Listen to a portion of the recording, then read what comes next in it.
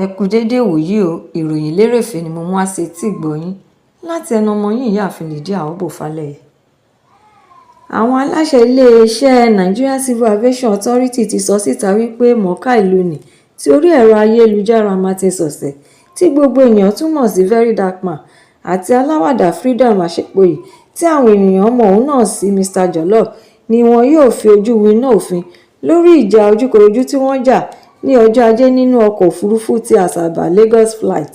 Director of Public Affairs àti Consumer Protection NCAA ni ó ṣàfihàn ọ̀rọ̀ rẹ̀ lórí ẹ̀rọ X tí ó wá ṣàpèjúwe ìṣẹ̀lẹ̀ náà gẹ́gẹ́ bí ìwà tí kò bójúmu rárá, èyí tí ó jẹ́ ewu fún àwọn èrò àti òṣìṣẹ́ inú ọkọ̀ bàálù náà, àti pé kò sí ọkàn láti gba ìwà búburú láàyè rárá nínú ọkọ̀ òfurufú kankan. Ó wá ṣe àfikún ọ̀rọ̀ rẹ̀ wípé ó jẹ́ ohun tí ó tini lójú fún àwọn ìlú mọ̀ọ́ká méjèèjì láti hu irú ìwà búburú tí wọ́n hù, nítorí pé àwọn ni wọ́n ń kọ́ àwọn alátìlẹyìn wọn lórí ẹ̀rọ ayélujára lẹ́kọ̀ọ́ láti má ṣe hùwà tí kò dára.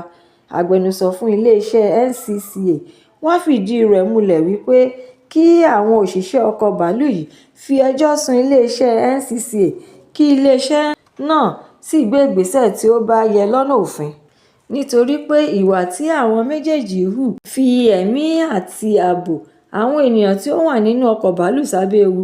Ó wá ṣe àfikún ọ̀rọ̀ rẹ̀ wípé iléeṣẹ́ àwọn ti sa gbogbo ipá wọn láti máa kọ́ àwọn èrò inú ọkọ̀ òfurufú lẹ́kọ̀ọ́ nípa irú ìwà tí ó yẹ kí wọ́n máa hù nígbà tí wọ́n bá wà nínú ọkọ̀ bàálù.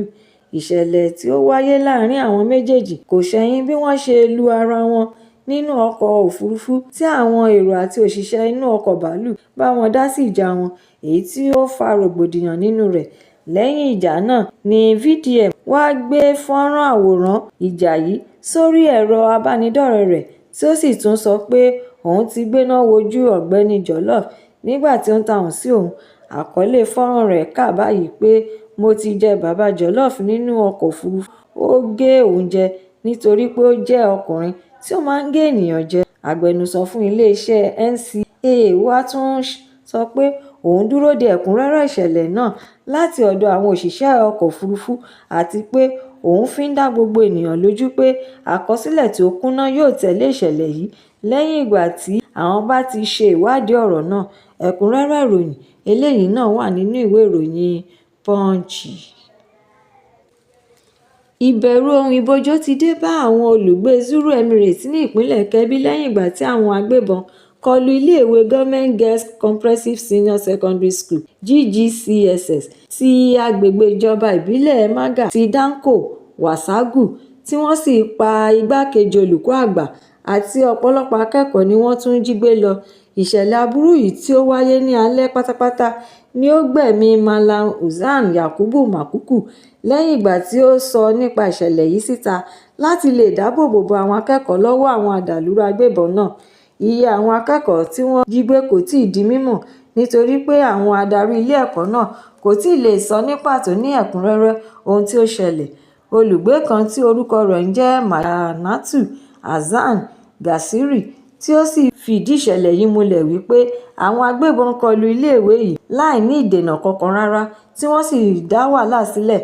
Wọ́n wá kó gbogbo olùgbé ìlú náà sínú hílàhílo àti ríboríbo.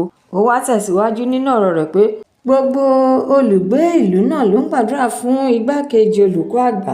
Wọ́n ṣàpèjúwe rẹ̀ gẹ́gẹ́ bí olùkọ́ tí ó farajìn fún ètò ẹ̀kọ́ tí ó sì tún jẹ́ aláàbò tó dára sí gbogbo àwọn ọmọ tí ó wà ní abẹ́ rẹ̀. Ó wá ṣe àfikún ọ̀rọ̀ rẹ̀ wípé àwọn elétò ààbò kò tíì sọ nǹkan kan lórí ìṣẹ̀lẹ̀ yìí, ṣùgbọ́n àwọn ará ìlú ń bẹ ìjọba àpapọ̀ àti ti ìpínlẹ̀ láti tètè ṣe àwárí kí wọ́n sì dóòlà ẹ̀mí àwọn akẹ́kọ̀ọ́ tí wọ́n jí gbé, àti pé ìdásí wọn yóò mú kí ìwà búburú, rògbòdìyàn, wàhálà tí ó wà nínú ìlú àti ilé ẹ̀kọ́ yìí dínkù. Ẹ̀kúnrẹ́rẹ́ ìròyìn eléyìí náà wà nínú ìwé ìròyìn Daily Post. Àwọn elétò ààbò tó nípọn ti kọjá sí ìpínlẹ̀ Kebbi lẹ́yìn ìgbà tí àwọn agbébọn àdàlúrú ti ṣọṣẹ́ ibi nípa kíkọlù àwọn akẹ́kọ̀ọ́ ti iléèwé Government Girls Comprehensive Secondary School Maga ní òwúrọ̀ kùtù hàì ọjọ́ Ajé, tí wọ́n sì pa igbákejì olùkọ́ àgbà àti ti àwọn akẹ́kọ̀ọ́ tí kò dín ní 25 ni wọ́n jí gbé sá lọ. Agbẹnusọ fún iléeṣẹ́ ọlọ́pàá ti ìpínlẹ̀ Kebbi, Abubakar Kakososhi, ni ó fìdí ìṣẹ̀lẹ̀ náà múlẹ̀ nígbà tí wọ́n ń bun àwọn ènìyàn gbọ́ nípa ìṣẹ̀lẹ̀ aburú yìí ní ọ̀sán ọjọ́ Ajé. Gẹ́gẹ́ bí ọ̀rọ̀ tí Kakososhi ṣàlàyé ni pé ìkọlù-kọgbà tí àwọn agbébọn adàlúrú ṣe jẹ́ bíi déédé agogo 4 òwúrọ̀ ìdájí 4 a.m.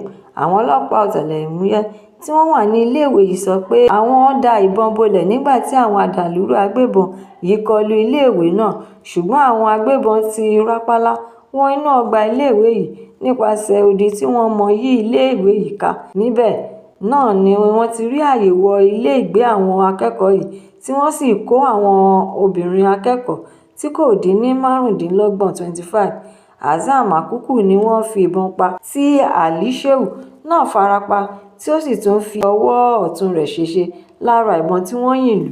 Lẹ́yìn ìṣẹ̀lẹ̀ náà ni àwọn iléeṣẹ́ ọlọ́pàá tún ti kó àwọn òṣìṣẹ́ wọn mìíràn lọ sí ibi tí ìjàmbá ìkọlù-kọgbà náà ti wáyé.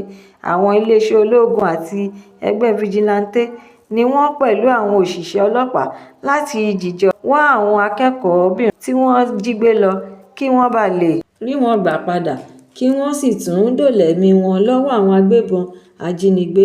Kọmíṣánná ọlọ́pàá ti ìpínlẹ̀ Kebbi, CB Bello Sanni, bú ẹnu àtẹ́ lu ìṣẹ̀lẹ̀ aburú náà tí ó sì tún ṣàpèjúwe rẹ̀ gẹ́gẹ́ bí ìwà tí ó burú jọjọ, ṣùgbọ́n wọ́n fi dá àwọn ènìyàn lójú pé àwọn túbọ̀ fara wọn jì láti máa dáàbò bo ẹ̀mí àti dúkìá àwọn ènìyàn jákèjádò ìpínlẹ̀ náà. Ó wá rọ àwọn olùgbé ìpínlẹ̀ náà láti farabalẹ̀ kí wọ́n sì tún máa wà ní ìṣọ́ra nígbà gbogbo. Ó tún wá fi kún ọ̀rọ̀ rẹ̀ pé kí wọ́n tẹ̀síwájú láti máa fọwọ́sowọ́pọ̀ pẹ̀lú àwọn elétò ààbò nípa bí wọ́n ṣe ń làkàkà láti ṣe àwárí àwọn akẹ́kọ̀ọ́bìnrin tí wọ́n jí gbé àti kí àlàáfíà bá lè padà sí ìpínlẹ̀ náà. Ẹ̀kúnrẹ́rẹ́ ìròyìn eléyìí náà wà nínú ìwé ìròyìn Vanguard. Àwọn ọmọ ẹgbẹ́ ìgbìmọ̀ aṣòfin ti ìpínlẹ̀ Taraba lábẹ́ ẹgbẹ́ òṣèlú People Democratic Party (PDP) ti bọ́ọ̀dì sí ẹgbẹ́ òṣèlú All Progressives Congress (APC). Lára àwọn ọmọ ẹgbẹ́ tí ó bọ́ọ̀dì ni agbẹnusọ fún ilé ìgbìmọ̀ aṣòfin ti ìpínlẹ̀, John Kizito. Òun ló ka ìwé àwọn aṣòfin kọ̀ọ̀kan èyí tí ó tọ́ka sí ìpinnu wọn láti fi ẹgbẹ́ òṣèlú PDP sílẹ̀ kí wọ́n sì kọjá sí ẹgbẹ́ òṣèlú APC.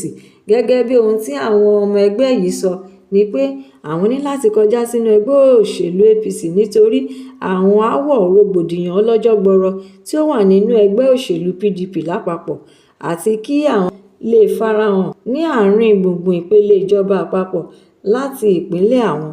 Bíbọ́ọ̀dì tí àwọn ọmọ ẹgbẹ́ yìí bọ́ọ̀dì sí ẹgbẹ́ òṣèlú APC kò ṣẹ̀yìn ìpinnu gómìnà ìpínlẹ̀ náà, Abba Kafa, láti darapọ̀ mọ́ ẹgbẹ́ òṣèlú APC ní Ọjọ́rú tí í ṣe ọjọ́ 19 oṣù kọkànlá ọdún 2025, November 19. Dídarapọ̀ tí wọ́n fẹ́ ṣe yìí, gbogbo àwọn ọmọ ẹgbẹ́ ilé ìgbìmọ̀ aṣòfin ti ìpínlẹ̀ Taraba ti di ọmọ ẹgbẹ́ òṣèlú APC báyìí. Ẹ̀kúnrẹ́rẹ́ ìròyìn eléyìí náà wà nínú ìwé ìròyìn The Nation. Àwọn akẹ́kọ̀ọ́ ilẹ̀ òkèèrè tí wọ́n kẹ́kọ̀ọ́ ní orílẹ̀-èdè United Kingdom láì yọ ẹgbẹ̀lẹ́gbẹ̀ ọmọ orílẹ̀-èdè Nàìjíríà sẹ́yìn ni wọn yóò lè pààrọ̀ study visa wọn sí Innovator Founder Visa láì padà sí orílẹ̀-èdè kówá wọn mọ́, lẹ́yìn ìgbà tí àwọn àjọ tí wọ́n ń rí sí ìwọlé àti ìjáde kúrò lórílẹ̀-èdè UK ṣàtúnṣe òfin wọn. Ìlànà ìgbésẹ̀ tuntun yìí ni wọn yóò bẹ̀rẹ̀ sí ní ṣe àmúlò rẹ̀ láti ọjọ́ 25. Lábẹ́ ìlànà òfin tuntun yìí ni akẹ́kọ̀ọ́ tí ó ní físà láti kàwé lè pààrọ̀ rẹ̀ fún físà ìdókòwò kí ó sì máa ṣiṣẹ́ lọ títí di ìgbà tí wọn yóò fi parí ètò ìwé ìgbélùú rẹ̀ tán. Ìlànà ìgbésẹ̀ òfin tuntun yìí wáyé láti fi gbé ẹrù wíwo tí ó wà lórí àwọn akẹ́kọ̀ọ́ ilẹ̀ òkèèrè kúrò kí wọ́n bá tún lè ní àyè láti dá okòwò tí wọ́n sílẹ̀, èyí tí ó yàtọ̀ sí gbogbo òwò tí orílẹ̀-èdè UK ń ṣe. Gbogbo ìgbésẹ̀ tí irú ẹni bẹ́ẹ̀ yóò gbé ni wọ́n ti ṣe àlàkalẹ̀ rẹ̀ sínú ìwé ìròyìn The Nation.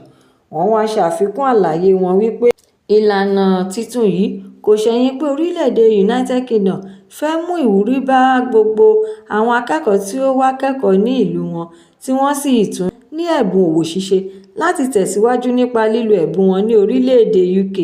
Ẹ̀kúnrẹ́rẹ́ ìròyìn eléyìí náà wà nínú ìwé ìròyìn The Nation bákan náà. Ìròyìn lérèfé tòní kò ní jù báyìí lọ nítorí pé kí n lọ bẹ̀ oge.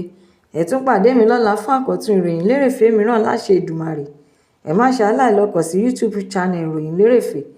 Kí ẹ jọ̀wọ́ kí ẹ bá mi subscribe, kí ẹ sì tún bá mi fi èròǹgbà yín ránṣẹ́ sórí rẹ̀, kí ẹ bá lè ní àǹfààní láti máa gbádùn ìròyìn lérèfé síwájú àti síwájú sí i. Ẹ ṣé mo dúpẹ́ tí ẹ̀ ń tẹ́tí gbọ́ mi nígbà gbogbo. Ó dàbọ̀.